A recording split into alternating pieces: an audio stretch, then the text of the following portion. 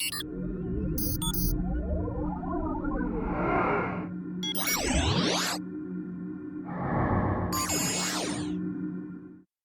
you advertise your cleaning business at trade shows? That's a great question, and we're going to talk about that today. Hi there, I'm Angela Brown, and this is Ask a House Cleaner. This is a show where you get to ask a house cleaning question, and I get to help you find an answer.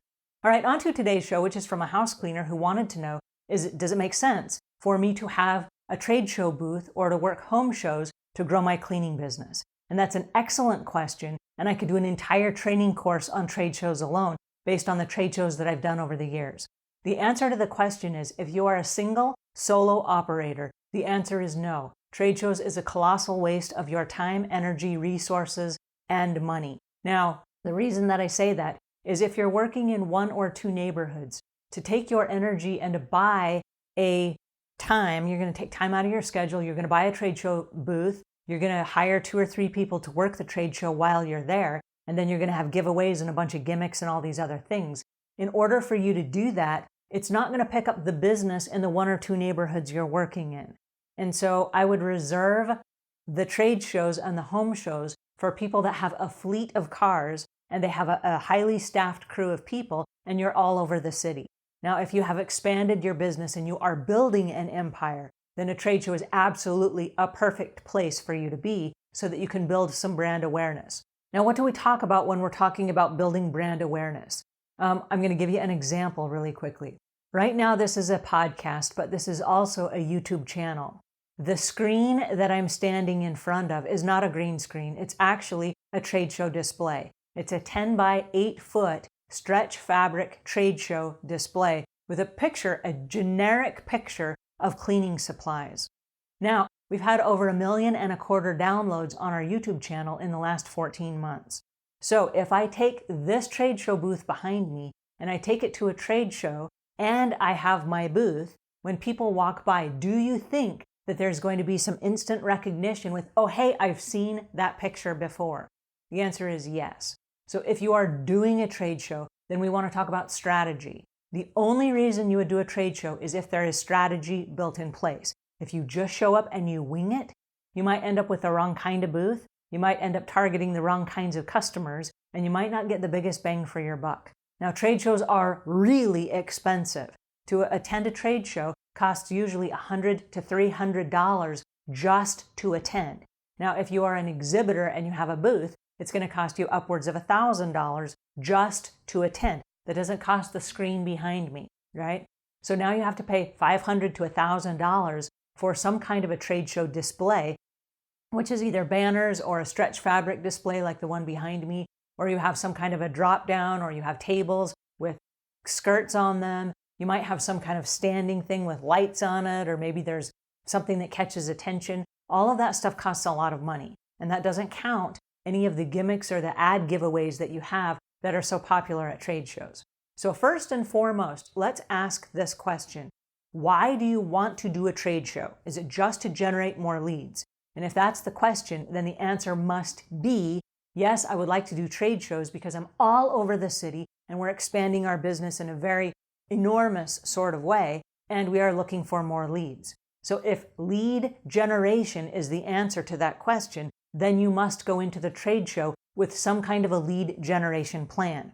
Now, one of the things that's worked well for us over the years is to give away a free cleaning every hour. And you say, wow, that's a lot of free cleanings. It is, but somebody wins every hour, and you must be present to win. So people will come back to your booth every hour. Did I win? And every time they come back, they have another chance to enter the drawing. Now, what happens when they enter the drawing, and we just bring a laptop, we let them enter their information directly into our database. And then we do a random search, and every number is automatically populated. So we do a random search and just pick a number, and all of a sudden, whoever entered that number or that information is the person that wins the prize. Then we have a great big billboard where we advertise the winner of the last hour. And it advertises all the winners for the hours before that for the 2 or 3 days of the conference. So it's an amazing way to get interest and to generate interest in people just getting a free cleaning. So what do you give away at the trade shows? Well, of course, we always give away free estimates, which is, we do that anyway in our business, so that's not special to the trade show. But what we do is we sell gift certificates. So you can buy a gift certificate for an upcoming birthday or Christmas or anniversary or whatever, and we offer a discount. Let's say that a $100 cleaning you could buy for $75 at this show only. And so people will say, oh, hey, I could save a lot of money. That's a great gift. It's a consumable. It's not something somebody has to store or hoard. This is a great gift, and we sell a lot of gift certificates at the conference. Now, the people that you hire to work the conference with you or the trade show, you can give them a bonus. It could be $25 per certificate that they sell. So now they have an incentive, and you have 5 or 6 salespeople that are out trying to, drum up some business for you so that you can not only generate leads, but you can also have some immediate money coming back. Now, when we talk about trade shows, one of the things that I would like to suggest, and like I say, we could do an entire training on trade shows, but one of the things I would suggest is that you get to know the trade show organizers well in advance of the trade show or the conference. And the reason for that is this. There are a lot of trade shows that are targeted to specific industries. And for house cleaning, a specific industry that would be great for trade shows would be a realtors convention, where you have realtors that deal with move-in and move-out cleanings all the time. And sometimes they pass your business card to the people whose homes they're buying or selling. So it's a great place for you to get to know these people.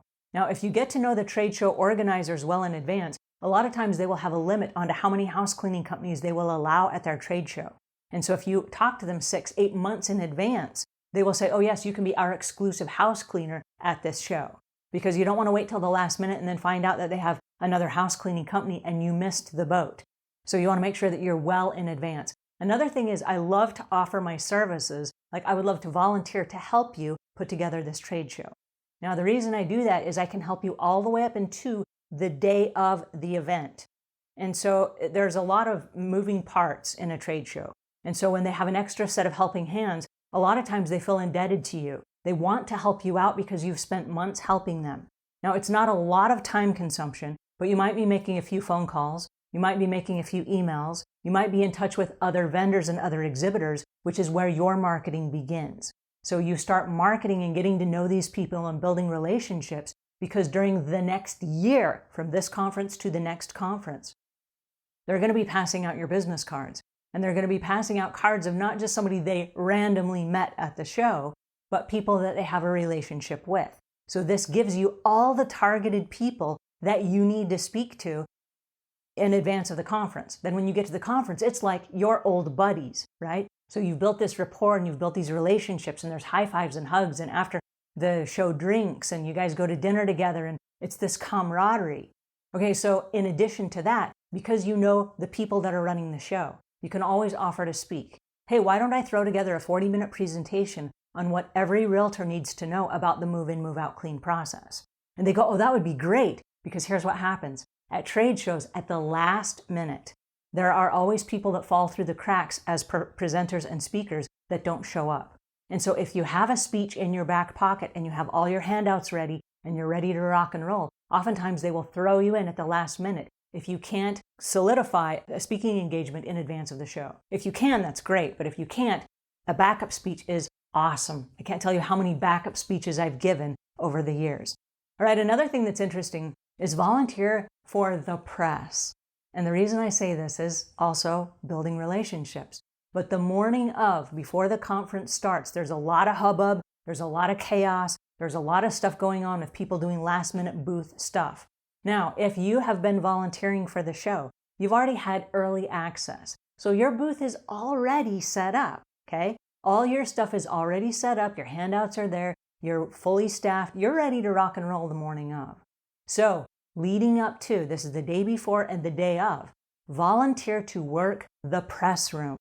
How that works is this. You say, hey, listen, I'm great with the press. I would like to stand in the room, and if anybody needs coffee or they need cookies or directions or they need a ride from the airport, I will be happy to direct them in the right direction. And that's one less thing that the show producer has to deal with when it comes to managing all these people. Oh yeah, sure, go in the press room. All right, now you are a house cleaner in the press room and you already have your exhibitor badge on. You have all the stuff that you need to sell yourself.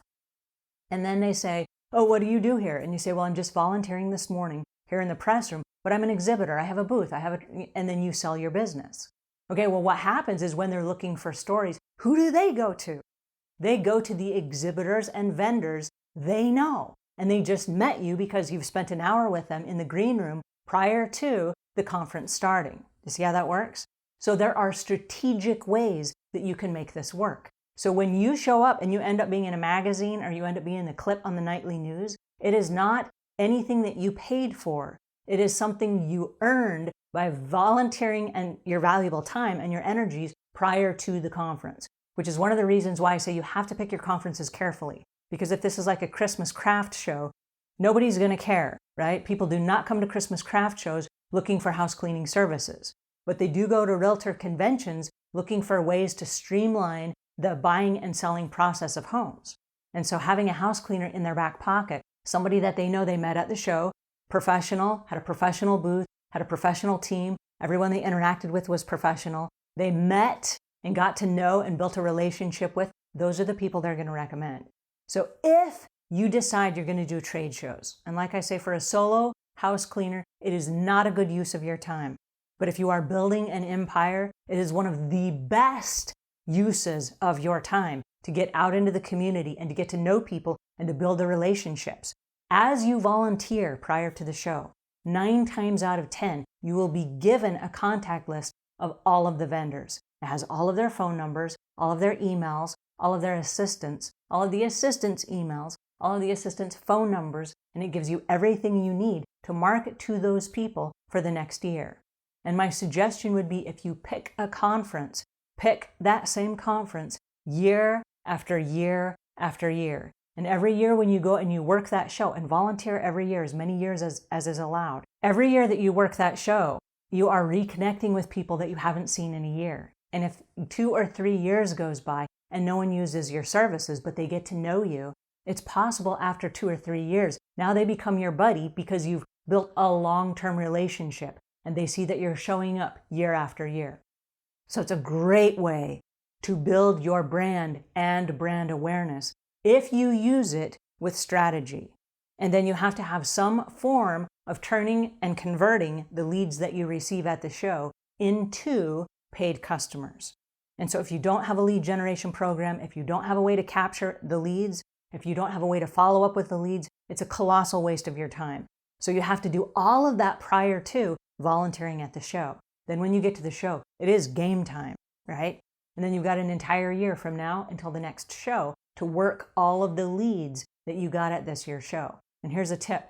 On the back of every business card you collect, write the name of the show. Then you have an entire year to call these people back and say, I met you at XYZ Realtor Convention. You immediately have their attention because they paid big money to be there. They're like, oh yeah, I went to that show. What's up? How can I help you? Now you have their undivided attention because you have something in common. So use it to your advantage if you decide to do trade shows, but it is a great way to build your business. All right, that's just a few tips. I hope this helped you a little bit. If it did, please pass it on to a friend. And until we meet again, leave the world a cleaner place than when you found it.